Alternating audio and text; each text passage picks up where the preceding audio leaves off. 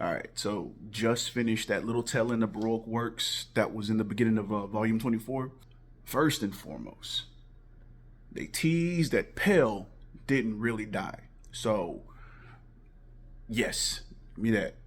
Um, Loving the fact that now we got Zoro on the board with a good old $60 million, 60 million berry bounty.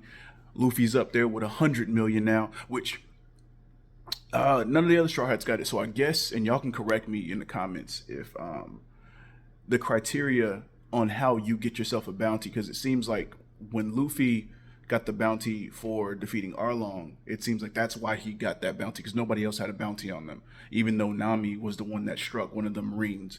And then he beat Crocodile, and then Zoro ended up beating Mr. One, who actually ended up having a bounty on his head. So let me know.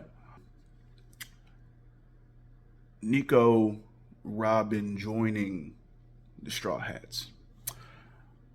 I'm happy about that because, I mean, the way that they built her up and kind of left a lot of things pretty ambiguous when it comes to her character. So I guess this is the way that we're going to find out more about her. I'm here for it, which segues into the whole losing Vivi thing, because, and this is the crazy thing that I've noticed when it comes to Oda's storytelling with the characters, because most of the characters that join all the characters that join the Straw Hats are pretty much given a laid out story and eases you into you knowing about them, because other series they'll pretty much just throw a whole bunch of characters at you and then kind of flesh them out along the way.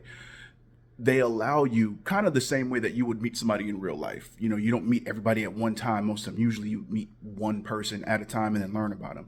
But the way they did Vivi, they introduced her as like a side character and then fleshed her out through the point to where, and this is the cool part, at the end of the whole Baroque Works thing, when Vivi decides not to join the Straw Hats, and they get to the point where they're already at Cell, and then Nico comes into play. Right before Nico jumps in, you get that whole scene where it's like everybody's kind of, well, except for Zoro, everybody's kind of down and out because Vivi's gone. And it's like how I felt during that time was like when she was getting ready to join, I thought she was going to join. And she didn't. And I was like, well, damn, you didn't already build her up. Now I kind of miss her. So I love the aspect of treating the characters like that because it helps. But you know what it is. I'm still invested. I've been the top pick with more gadgets than Robotnik. Everybody know I'm toxic.